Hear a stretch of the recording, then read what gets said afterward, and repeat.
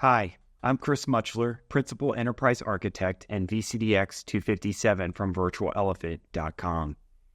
And in this video, we're going to discuss the difference between a multi-cloud architecture and a hybrid cloud architecture, and cover the different use cases and why you might leverage one over the other. Let's get started.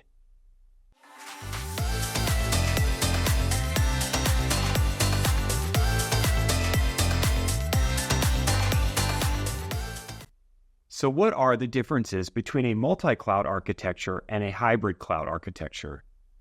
Well, first, let's discuss the different types of use cases that an organization might have as part of a cloud transformation journey that might lead them in the direction of one or the other. Now, for me, as I work to define these different types of architectures, I've always thought of them from a use case perspective.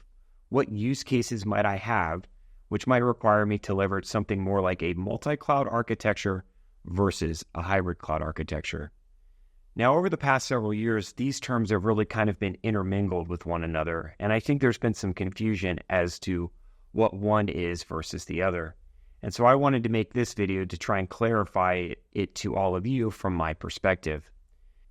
When I think of what a multi-cloud architecture is and what the key differentiator for it is over a hybrid cloud architecture, it really comes down to application mobility. I want to be able to have an application live in an active state across multiple cloud vendors to be able to allow me from a business perspective both deploy and run that application in an environment that is best suited for it at any given time.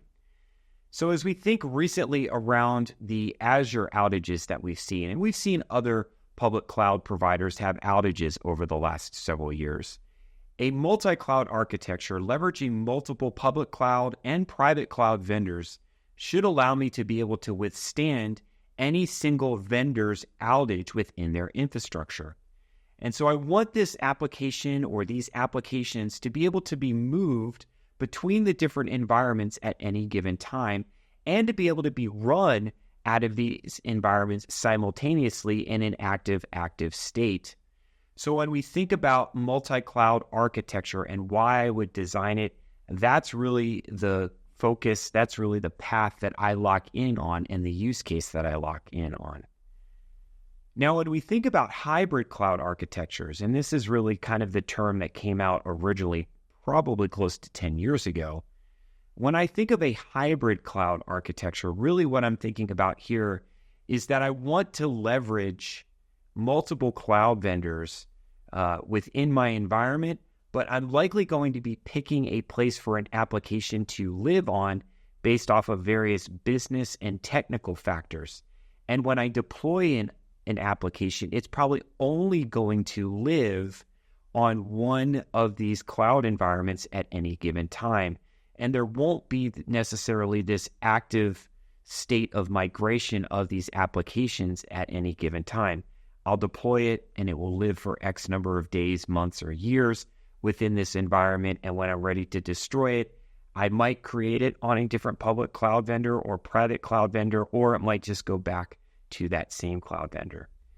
Now, the other big use case for hybrid cloud environments has always been around business continuity and disaster recovery, or BCDR. Many companies, many organizations that I've worked with over the last 8 or 10 years, when they think hybrid cloud, what they're really thinking of is a BCDR strategy. We have our set of applications, we have our set of data and our data lakes, they exist in this one place.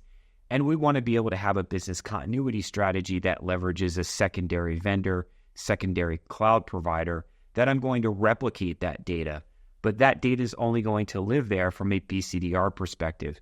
And it might not ever actually become active or serving traffic unless I incur or realize a BCDR event that requires me to fail over into that.